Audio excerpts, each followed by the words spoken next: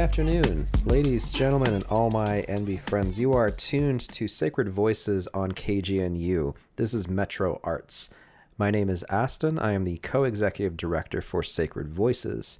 Sacred Voices is a nonprofit organization based in Denver, Colorado. We provide poetry workshops to young people in the Denver metro area. We go into local schools and teach them the basics of writing and performing, as well as tying it back to their cultural identities, throwing some ethnic studies in there as well. We also host 2 open mics in the Denver metro area. The first is a part of the First Friday Art Walk at Cafe Tonant Scene at 9th and Santa Fe. And the second Friday of the month, we host Sacred Voices Live. That is a live streamed open mic at 2101 Arapahoe Street. That is the same building that KGNU's Denver station is in. And speaking of that open mic, I have a guest with me here today. They are China Rain, and they were the featured performer at our October open mic. China, how are you doing today? I am doing well. Thank you very much. Great to have you here. So, you are a 17-year-old poet, correct? Yes, I am, among other things. Tell us a little bit about yourself. Well, I'm China Rain, 17. I'm originally from Oklahoma, Tulsa, Oklahoma. But I've been in Denver, Colorado a good 7-8 years now. So, kind of getting the lay of the land. My mom is a poet, always has been a poet since she was like 5. She never expected any of myself or my siblings. I had 3 older siblings and a younger sibling. She never expected us to exactly take on to her hobbies, but, it was always welcomed. And I know I've never felt pressured to get into poetry, but as I saw how writing could impact people going from show to show around Oklahoma, around Denver, I saw just the impact it could make on people. There were rooms of people crying or rooms of people snapping, the clapping. It was all performative, but in a good way because it kind of brought community together as I saw it. But yeah, I do poetry, pottery, some painting, a lot of the different stuff. I find that the beauty of art is that if I'm not feeling painting one day, then I can get into doing some poems. If I'm not feeling words, if I'm not feeling poems, I can make some instrumentals. Art is really malleable in getting to change not only your mood, but influence other people's, and also you can uplift yourself, but especially you can do representation for yourself, but also people just like you. So my favorite example of that is Rico Nasty. Rico Nasty music is, she tunes in into basically this character of like heightened Black girl, what we call weird Black girl out of the norm, yelling, alternative clothing, big hair, big makeup, all that type of stuff. And getting to see that when I'm from like small Oklahoma was a really nice transition. And I really credit Rico Nasty for like bringing out my personality, but I want to be that artistic form for people like me. So that's kind of the work that I do through art. Very cool. I think people have a very good grasp of who you are now, but I want to give them an even better look into who you are, and I'm going to do that by playing one of your pieces that you performed at our October open mic. So we're going to take a little break and listen to China Rain perform this piece. This is called Anticipatory. We will be right back.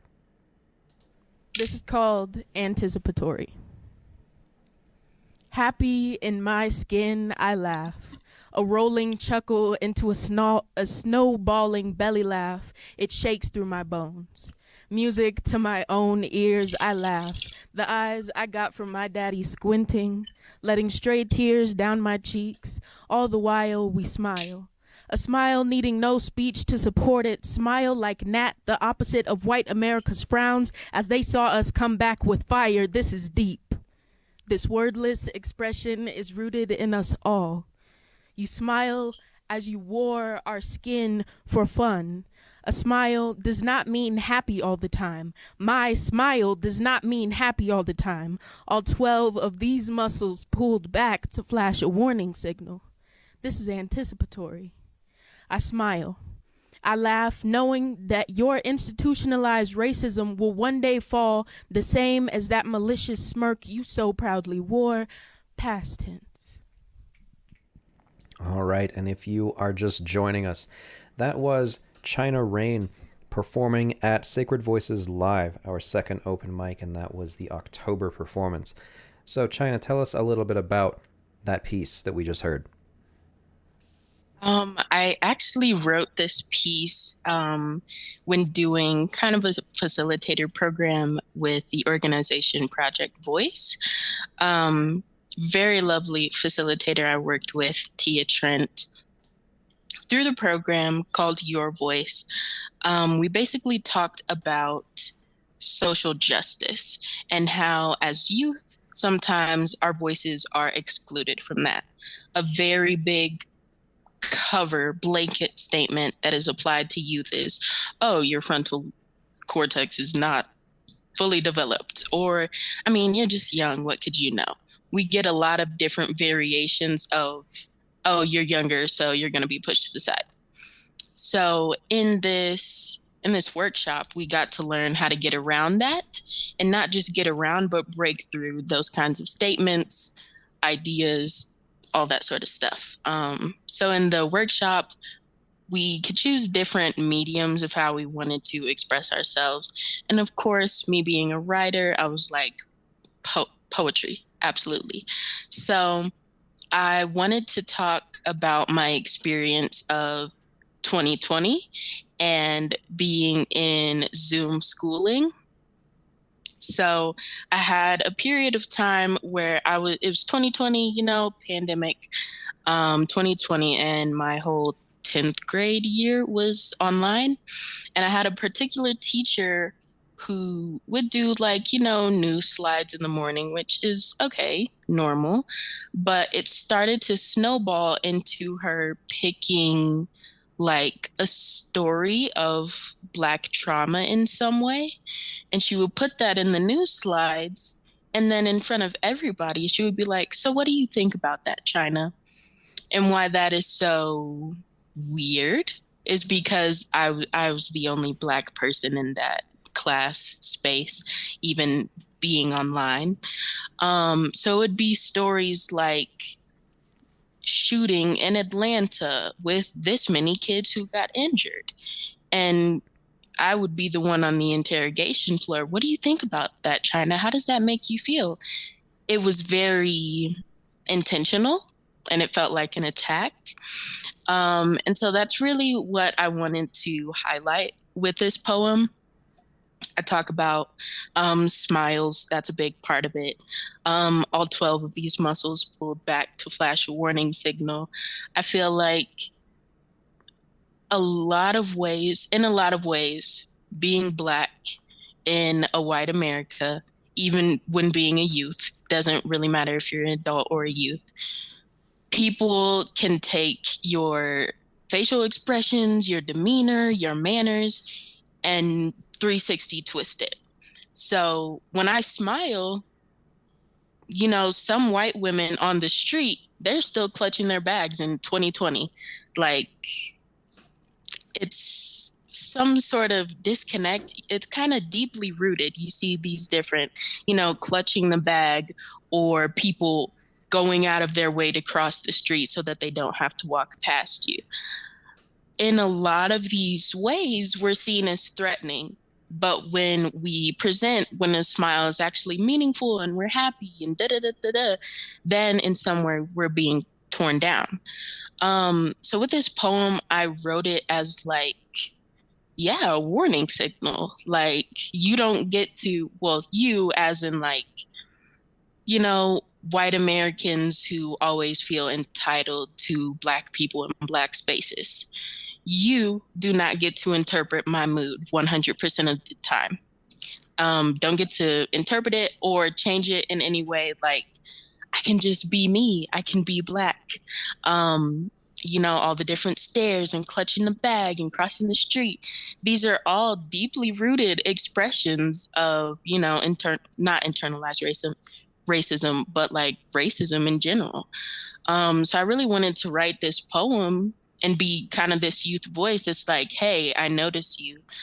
Even your microaggressions, that still affects people. So this was kind of my big trumpet exclamation of that.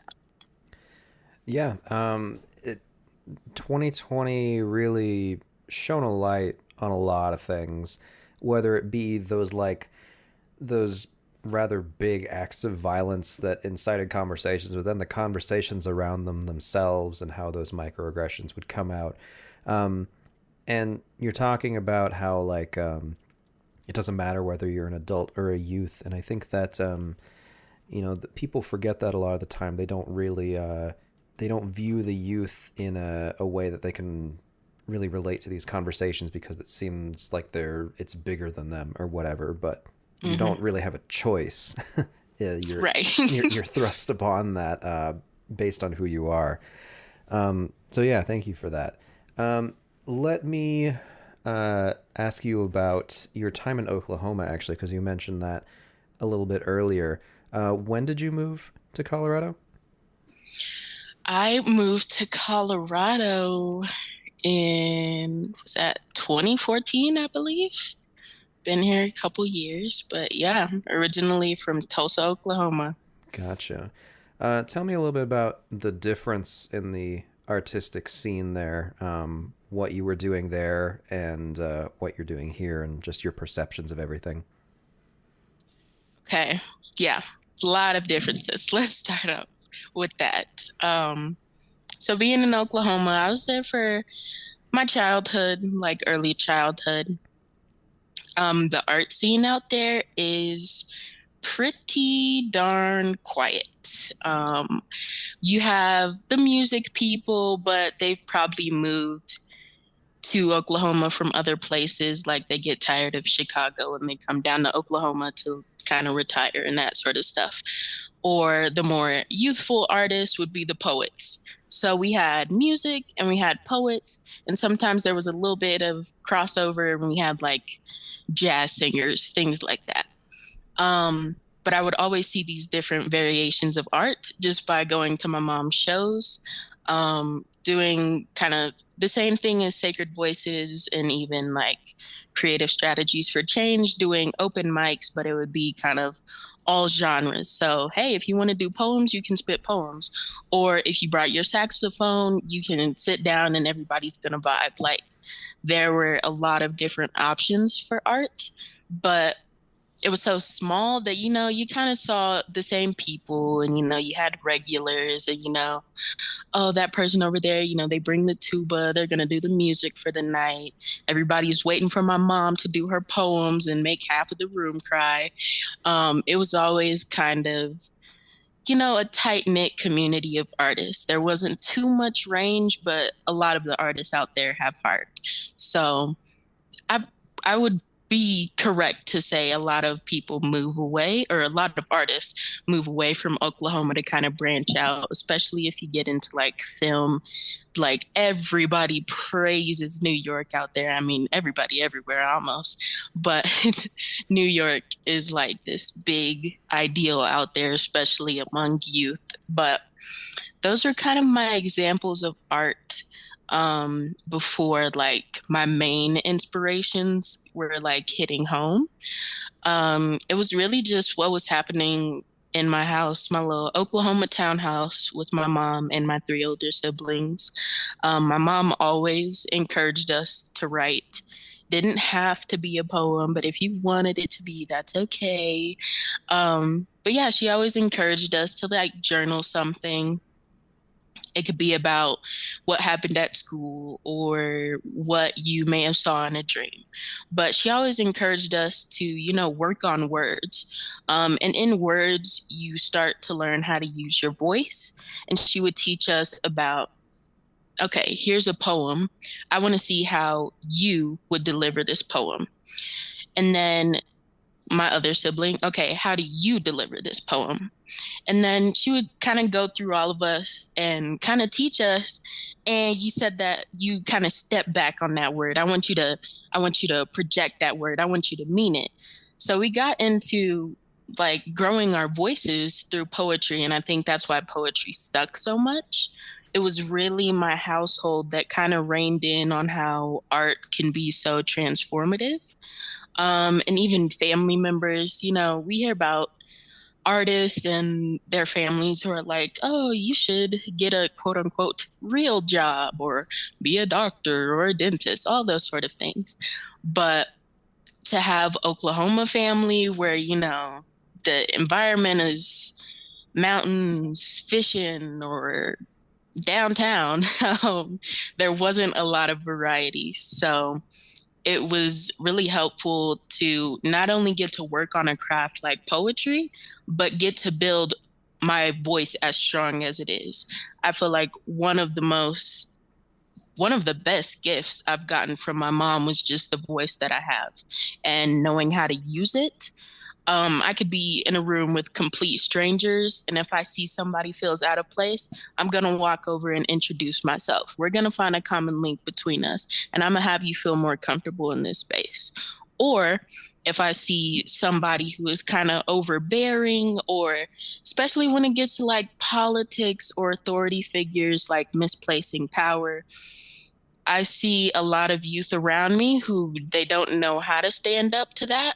Or if adults, because it happens, if adults disrespect a youth, sometimes they just kind of sit there and you can see them like crumbling in on themselves when in reality the adult is in the wrong. I'm always that voice to bring that up. Like, hey, the way you just approached that student was not correct because now they're shutting down and now they're not adding to the conversation. So instead of redirecting, you just undermined this person. I love my vocabulary, whether it's in an essay, a poem, or just in a conversation. My words are the strongest thing I have been able to grow. Um, yeah, that's that's my favorite art form, really. Well, thank you very much for that. It makes me think you've been doing this for so long, and it seems to have been integrated as part of your upbringing. Um, I was going to ask you what got you started, but it seems like you've just always been doing it. Do you remember like the very first poems that you did? What were they? Very first poems. Yeah, I think I kind of mentioned it with like dreams. Again, my mom would encourage us to do like a dream journal. And so I had started a dream journal and I like counted the pages of the little journal I had and I split the pages in half. So the first half, I was going to write down all my dreams. And then the second half, I would, interpret the dream however I wanted, or maybe just take words from it and I'd write a poem from that. So I used to have this dream about like, I was stuck on a playground and like, I just, for some reason, could not get off the playground. I was stuck on the playground. And in the dream, it was painted as like, I mean, I was like 5, but it was painted as like this very scary thing. Like you're stuck on this playground. There's nowhere else to go.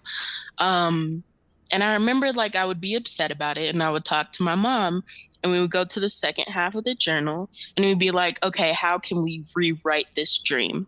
How can we rework this into something better, more positive?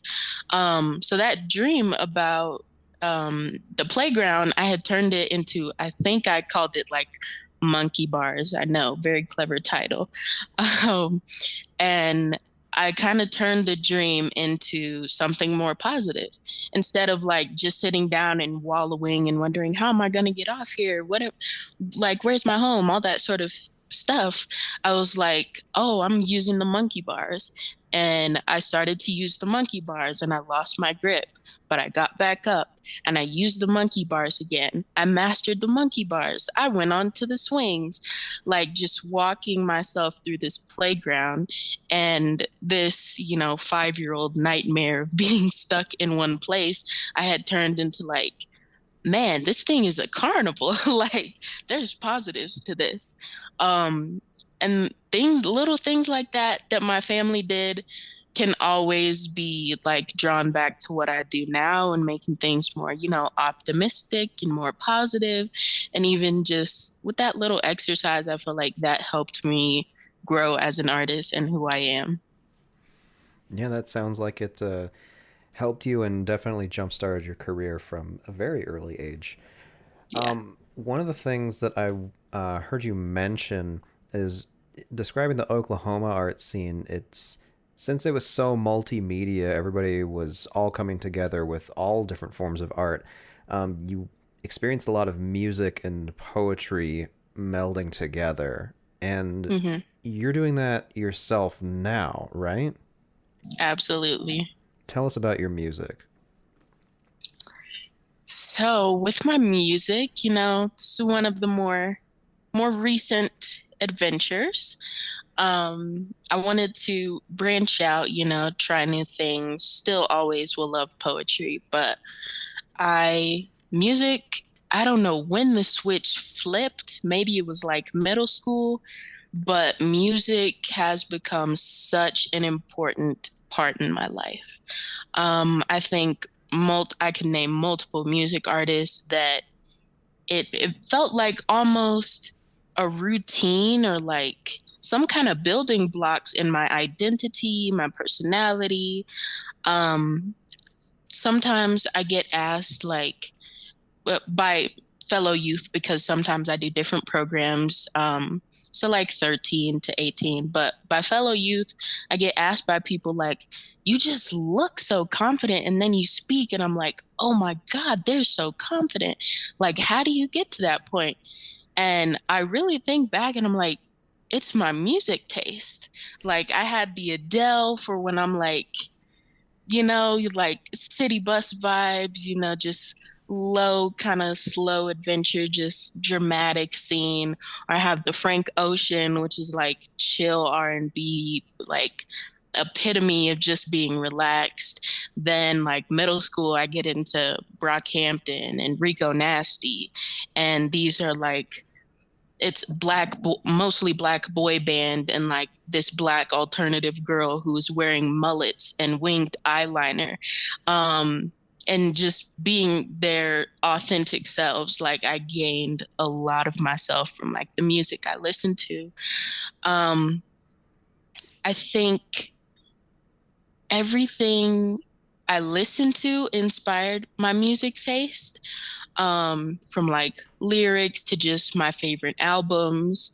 I think I like to call it like full through albums or like no skip albums where like every single song on that album inspired me, is a hit, that sort of thing.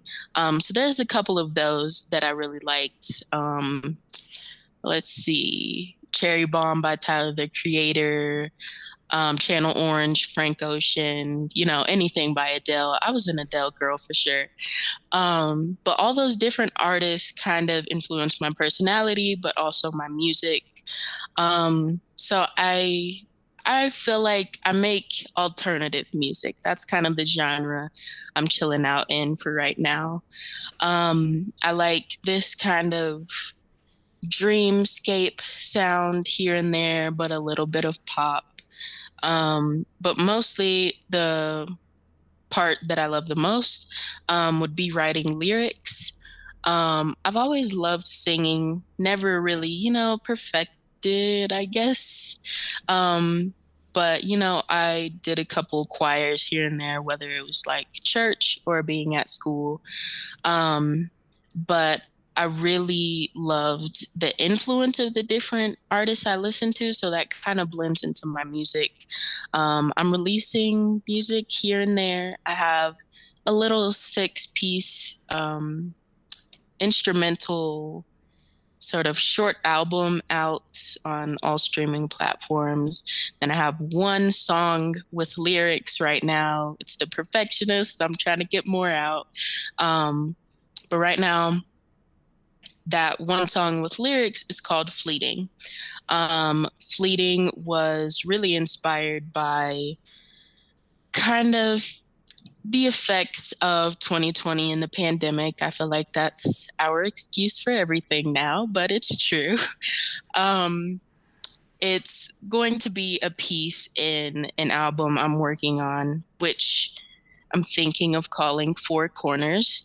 Um, but as an explanation to that, I was stuck in my room a lot, whether it was just because of the pandemic or whether it's because it's a crazy combo, but I'm such an outgoing person and I love doing organizational work and I love doing open mics, but I'm an introvert. I like to be in my own space. I like to hit my recharge button and, delegate my time to what I want to do. So the pandemic kind of forced me out of that balance, and I no longer had that choice to be like, okay, I want to see some people today. It was just every day I'm guaranteed to be stuck in my room. And even if my family around me didn't have COVID, we still didn't want to, mingle around too much in case we went outside and somebody got it. So I was stuck in my four corners of my room. That's where I get the name. But it was I wrote that song like, one of those staring at the ceiling nights. I can't even call it a midlife crisis. I'm only 17, but it was like, a crisis of sorts. Incoming senior and like all this stuff happening. And it's like summer, but I feel like I'm not doing anything, all these mix of emotions. And so I wrote the song Fleeting. And it talks about kind of anxiety and depression, I suppose. Those are just already things I deal with, but those were especially heightened with the pandemic and the effects of that. Yeah, my writing might be the most personal stuff I make, I suppose. Paintings can be interpreted differently, but in poems, it depends on my tone if it delivers or not, even the people in the room. But songs, just that one recording of a song, I feel like it's make or break. So yeah, Fleeting. I have more things on the way, but my music is definitely going to be the most personal I would get in the future. Very cool, very cool. It sounds like you are a sort of renaissance person where you will have a lot of different interests and projects in the work at all times. Yep. You give me the impression of a very busy person artistically. Absolutely. I was talking to some advisors I have at my school, and I was joking around with them because I was looking at my Google Calendar one day. And I was like, I just had to tell my friends that I couldn't go to the mall today because I have a board meeting at 17. Sorry, guys, can't go to the mall, board meetings, all that type. But yeah, pretty busy. Yeah. Well, you've got a bright future ahead of you if that's the way that things are right now. Yes. You talked about where to find your music a little bit. Tell us a bit more about where to find you online and how to enjoy your work. My Instagram is China Rain Inc. Rain is spelled REIGN, then Inc. INC. Yeah, a lot of projects. If you type in China Rain, you can pretty much find me. Gotcha. Very cool. Well, I feel like we just scratched the surface, but unfortunately, we're already out of time. So if you joined us along the way, you're listening to Sacred Voices on KGNU. My name is Astin, and we have been talking with China Rain. Check them out on all of those platforms just mentioned. China Rain, thank you very much for joining us today. Thank you. All right, we will see you all next time.